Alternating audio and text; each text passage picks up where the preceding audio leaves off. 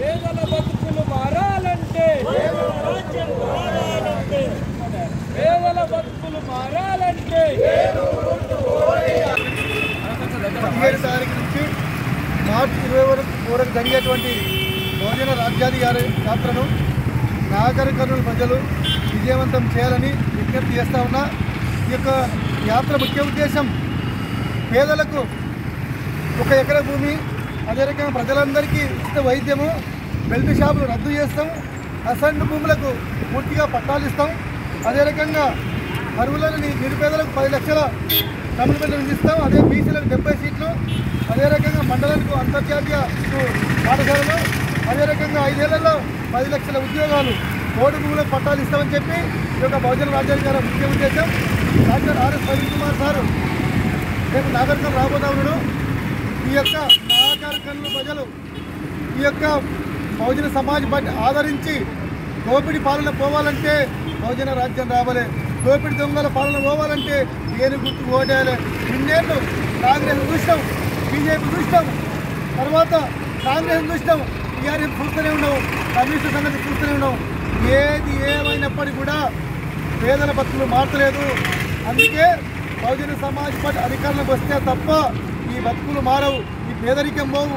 ఎందుకంటే చూస్తూ ఉన్నాం, ఈ యొక్క భారతీయ జనతా పార్టీ తెలంగాణలో టీఆర్ఎస్ పార్టీ మద్యం కుంభకోణం అని చెప్పి ఒక ముఖ్యమంత్రి గారి బిడ్డనే ఇవాళ ఈడీ పిలిపించిందంటే మేము ముఖ్యమంత్రి గారు ఏదైతే రాజే మీద ఆరోపణ వస్తే సస్పెండ్ చేసినావు కదా, ఎందుకు నీ బిడ్డను సస్పెండ్ చేయలేకపోతా ఉన్నావు? నువ్వు తెలంగాణ రాకముందు ఏమన్నావు? నా కొడుకైనా నా బిడ్డైనా తప్పు చేస్తే జైల్లో పెడతా అన్నావు. కానీ మరి ఏమైంది, ఎక్కడ పోయింది అని బహుజన సమాజ్ అడుగుతూ ఉంది.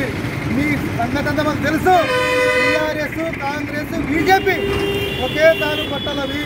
మీ యొక్క ఆలోచన దోపిడీ తీసుకుపోవాలి, పేదలను ఉంచాలి, పేదలను గడ్డి విడిచాలి, పేదల యొక్క రక్తం దాగే ఈ ప్రభుత్వాలను, పేదలకు రక్తం దాగి ఈ యొక్క రాజకీయ పార్టీలను పెట్టాలని చెప్పి అందుకే బహుజన సమాజ్ పార్టీ అధికారంలోకి వస్తుంది. తెలంగాణలో నీళ్ళు జెండా ఎగిరేస్తాం, బహుజనం మేము చేస్తామని చెప్పి విజ్ఞప్తి చేస్తూ ఉంటా. జై భీమ్, జై భారత్.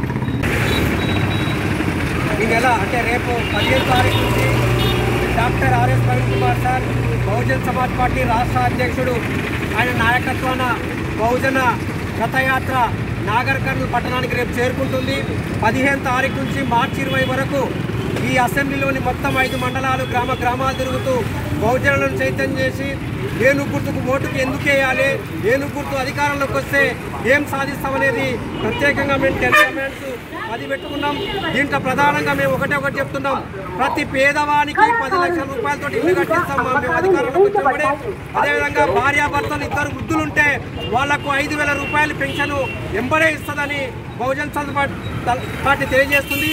అదేవిధంగా పోడు భూములకు, అసైన్డ్ భూములకు పట్టాలు ఇస్తుంది. అదేవిధంగా ఇంటర్నేషనల్ స్కూల్స్ ప్రతి మండలానికి పెడుతుంది. ఆ ఉద్దేశంతో doctor RS Praveen Kumar sir మరి రేపు 15 తారీఖు నుంచి 20 తారీఖు వరకు యాత్ర చేపడుతుండ్రు. ఈ యాత్రలో ఈ అసెంబ్లీలో ఉన్నటువంటి ప్రజలందరూ, సామాజికవాదులందరూ పాల్గొని ఈ యొక్క బహుజన రథయాత్రను జయప్రదం చేయాలని కోరుతున్నాను. జై భీమ్, జై భారత్.